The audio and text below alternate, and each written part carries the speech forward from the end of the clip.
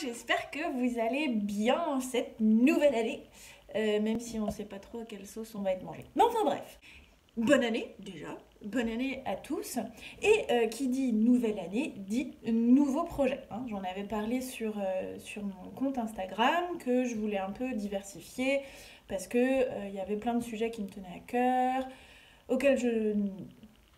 desquels je ne parlais pas. Bref, vous pouvez aller voir cette vidéo où je vous explique les changements. En tout cas, c'est pas le propos de cette vidéo-ci, même si voilà, ce sera un petit peu le bazar, je pense, au début, mais j'ai envie de vous faire des vidéos inspirantes, des conseils, des actus. Non, pas des actus. Non. Des vidéos inspirantes, des conseils, des outils, voilà, des sujets qui me tiennent à cœur. Bref, j'arrête de parler, tout est sur la vidéo d'Instagram. En tout cas, dans cette vidéo, je voulais vous parler, comme vous avez pu vous en douter en regardant le titre, des résolutions du Nouvel An. Alors, je me suis un peu intéressée à quel était le con qui avait inventé ça. Et en fait, ça remonte à très très longtemps. Selon CNews, je vais vous lire l'article parce qu'il y avait trop d'informations pour que j'arrive à les mémoriser. On est content d'être dyslexique. Alors en fait, au départ, c'est les Babyloniens, apparemment, dans l'Antiquité, qui en fait promettaient à leurs dieux de rembourser leurs dettes à la nouvelle année, de rendre les objets qu'ils avaient empruntés, en fait, en gros, remettre les compteurs à zéro. Et ça mettait de l'ordre dans les relations de tout le monde. Et puis après, ça a été repris par les Romains, qui ont pris l'habitude de faire des promesses à Janus, le dieu à deux visages. Et puis après, cette tradition a perduré pendant des années. Voilà pour la petite histoire. Mais le problème avec les résolutions, c'est qu'en fait, on les tient jamais. Enfin, peut-être que si certains d'entre vous les tiennent, félicitations, mais moi, j'arrive jamais à les tenir. C'est... Voilà, à la limite, on les tient les 3 premières semaines grand max, et puis après, c'est bon. Mais le problème, en fait, avec les résolutions, c'est que tout d'abord, on choisit des choses où on se dit que ce serait bien pour nous, mais on n'a pas une volonté de malade pour les faire. Hein, c'est comme un fumeur qui dit « Ouais, 2021, j'arrête de fumer !» Enfin, vu le stress qu'il y a en ce moment, je sais pas si la personne va tenir très longtemps.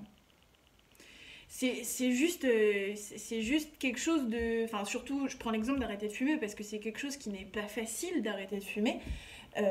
Donc forcément, c'est pas genre la volonté du nouvel an. Après, si c'est au niveau de la résolution du nouvel an, si c'est une volonté depuis longtemps, voilà, on va mettre les bonnes étapes en place. Mais juste dire, ça y est, demain c'est le 1er janvier, j'arrête de fumer. Ouais, vous allez tenir une semaine. Et encore, je plains l'entourage. Mais c'est pareil, on va se dire faire plus de sport. Mais ça veut dire quoi faire plus de sport? Enfin, c'est pas des objectifs qui sont clairement définis en fait. Plus de sport. Donc, y a des choses, voilà, on se dit que ce serait bien pour nous, mais le problème, c'est que soit on n'a pas une volonté de malade, soit aussi on se donne des objectifs qui sont genre, mais méga durs. Genre, si on se dit, tiens, moi, je veux faire plus de sport, j'en fais pas assez, déjà, peut-être que de se placer, voilà, une fois par semaine, de faire un peu de sport, n'importe quel sport, après, vous choisissez, mais une fois par semaine. Voilà, des petits objectifs, quoi, parce qu'ils soient atteignables, parce que sinon, c'est pas possible. Et puis, la deuxième chose avec les résolutions, c'est que on se met une pression de malade et après, on s'en veut. Enfin, bon, ça c'est peut-être que moi, hein, mais je pense pas être la seule. Je suis sûre qu'il y en a certains d'entre vous, c'est pareil, ils disent « Ah, mais j'ai pas fait ça, du coup, je suis trop nulle. » Et non, en fait, c'est pas une question d'être trop nul, mais faut arrêter de se mettre des objectifs qui sont là, quoi. Enfin, on peut pas tout atteindre, c'est pas possible. Et puis, c'est pas le moment de se mettre une pression de malade. En plus, on se dit « Ouais, nouvel an et tout, nouvelle année, j'ai trop de l'énergie pour commencer cette nouvelle année. » Alors, En général, les gens sont complètement fatigués après la période des fêtes. Il y a eu Noël, le premier de l'an, donc tout le monde est bien crevé. Donc niveau énergie, on n'est pas déjà dans le top top moumoute. Et puis, avec l'année de merde qu'on vient de se taper, personne n'a de l'énergie. Personne. Enfin, on fait ce qu'on peut avec ce qu'on a, hein, mais moi j'ai pas une énergie de malade, loin de là. Et quand je demande autour de moi, c'est pareil, les gens sont crevés. Enfin là, j'ai dû mettre à fond de maquillage pour qu'on voit pas mes cernes. Donc non, enfin, on est tous fatigués, donc c'est sûr que, enfin, après, on va s'en vouloir de pas avoir de l'énergie de mettre les résolutions, mais en même temps, on n'avait pas d'énergie dès le départ. Donc faut arrêter de prendre le fouet et se flageller, quoi, parce que là, c'est pas possible. Parce que sinon, ça va être encore plus dur de démarrer cette année. Donc c'est déjà assez compliqué comme ça, les gars. Donc on va y aller doucement. Du coup, moi, ce que je propose, plutôt que les résolutions de la nouvelle année, du nouvel an, je sais plus comment on dit, bah, est-ce qu'on ne peut pas faire une liste de ses envies, plutôt?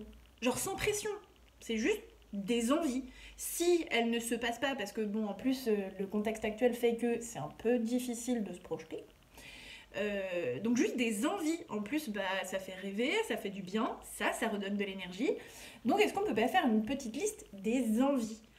Ça peut être quelque chose que vous affichez, bah voilà, si vous faites une belle affiche avec vos envies, au niveau de votre bureau, dans votre chambre, peu importe, dans votre salon. Moi je sais que j'utilise beaucoup mon journal, mon bullet journal. J'ai ma liste des envies. Voilà, j'ai prévu d'aller aux États-Unis en 2021. Est-ce que ce sera possible? Est-ce que ce sera pas possible? Mais c'est une de mes envies. Voilà, d'aller. Ça fait 2 ans que j'y suis pas. Non, ça fait 1 an et demi que je n'y suis pas retournée. Voilà, donc ça a commencé à me manquer, hein, vu que j'y ai vécu pendant 4 ans. Ben, 1 an et demi sans, c'est long. Donc voilà, mais c'est une envie. Maintenant, si elle se passe pas en 2021, bah, ce sera en 2022, mais c'est une envie. Et puis ça me donne du coup de l'énergie, quoi. Mais je prends pas mes billets parce que bah, on peut pas trop se projeter.